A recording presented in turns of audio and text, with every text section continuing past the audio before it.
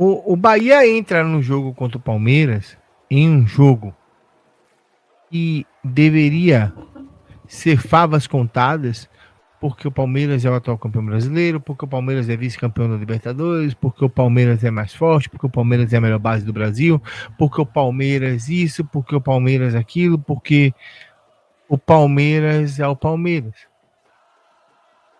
E o bicho não é tão feio quanto se pintava.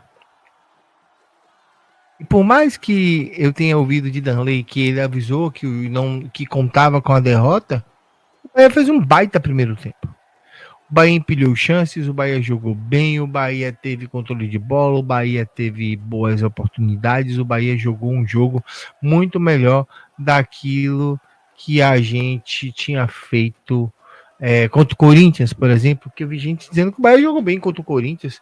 Eu vi um atropelo. 2-1 foi pouco porque o Corinthians é bem fraco. Mas o Bahia produziu no primeiro tempo, foi muito melhor do que o Palmeiras. E aí a gente vai trazer verdades que são difíceis para os corneteiros engolirem. O Bahia foi penalizado pela sua própria incompetência.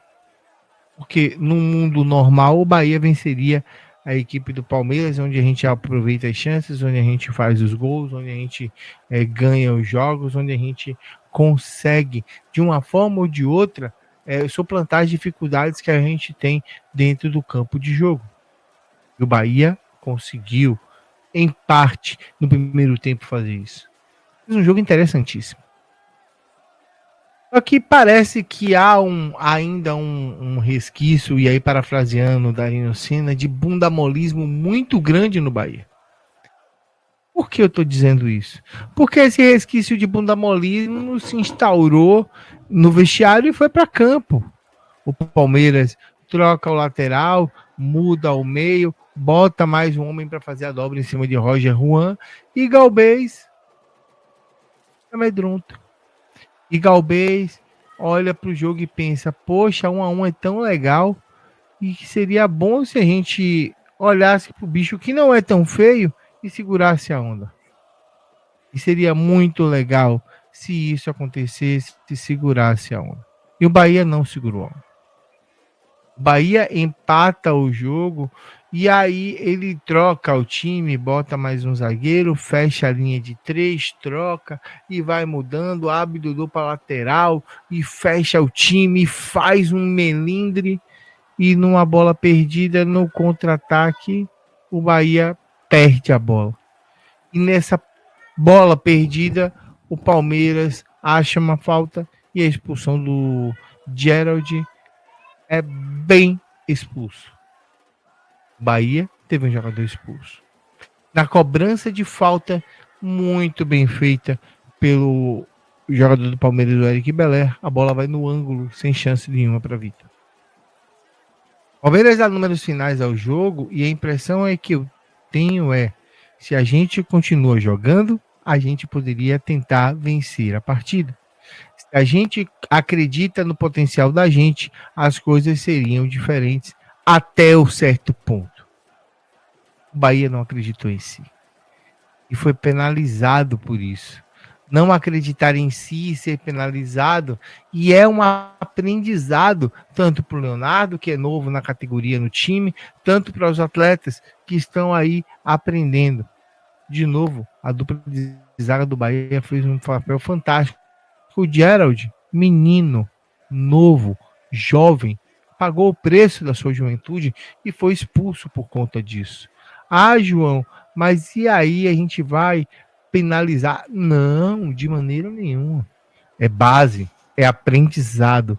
E esses aprendizados de base fazem com que a gente chegue e vá um pouco mais além daquilo que a gente acredita.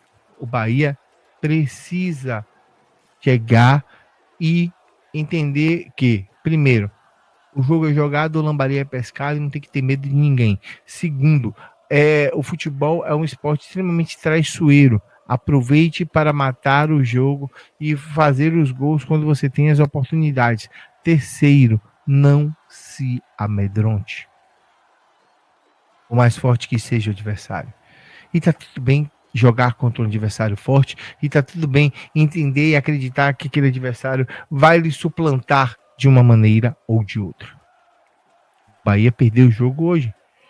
E a sensação que eu tenho nesse pós-jogo, nessa derrota para a equipe do Palmeiras, é pior da que eu tive contra o Corinthians. E quando perde para o Corinthians, eu olho e penso, poxa, o Bahia nivelou-se por baixo e perdeu para um time fraco nesse jogo contra o Palmeiras. E eu tenho uma nítida sensação de que, se a gente tivesse forçado um pouquinho, tinha dado para sair com um resultado positivo. Próximo jogo dos moleques é na quarta-feira, em Feira de Santana, contra a equipe do Atlético do Paraná, né? Jogo aí válido pela terceira rodada do Campeonato Brasileiro Sub-20. Vai ser um jogo difícil também. Nunca é. E entendam, eu sempre digo que todo jogo é difícil, e aí vocês ficam bem bravos comigo, que falam assim, você é hater dos times, você é contra, todo jogo é difícil. Mas o Bahia vai pegar um time que só perdeu na competição. O Atlético do Paraná, de momento, tem uma derrota em um jogo, né? E está fazendo o seu segundo jogo de momento contra a equipe do Flamengo. O jogo dentro dos seus domínios, e a gente tem que ver como é que isso vai funcionar para a equipe do Atlético. E o Bahia recebe esse Atlético em casa, no Joia da Princesa, no próximo dia 26, que é uma quarta-feira. Não vai dar para fazer.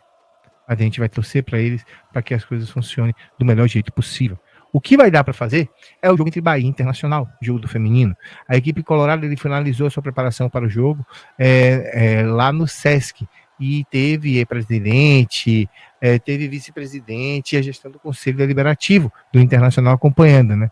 Durante o encontro eles falaram com as atletas, tiveram palavras de incentivo, enquanto o Morbati, né, que é o vice-presidente, ele destacou a importância do clube para buscar grandes jogos, né?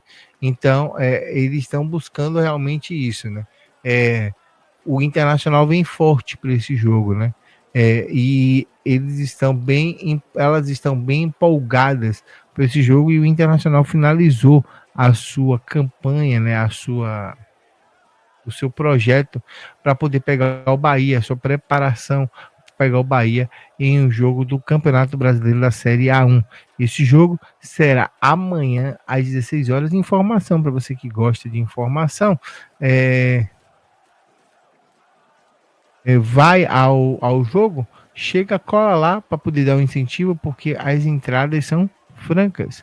Então, você pode chegar e ir para o jogo das Mulheres de Aço lá em Porto Alegre, no Sesc Protásio Alves, tá? O jogo no Sesc Protásio Alves em Porto Alegre, começando às 16 horas, com os portões sendo abertos às 15 horas, né? É um complexo de quadras, e o Internacional vai transmitir a partida no seu canal no YouTube, e a gente vai fazer a narração aqui no canal João Bahia, que você sabe como é que a gente faz aqui, desse jeitinho que você já está acostumado para ver aqui no canal João Bahia. A gente vai, sempre que houver a possibilidade, trazer jogos base feminino e dentre outros. Domingo, Clássico Bavi, a gente vai montar uma coisa bem legal, aguarde, fique esperto, que vai ser bem legal para acompanhar o Esquadrão de Aço no Bavi, e o Bahia vai para cima do Vitória para poder buscar o 51º título baiano.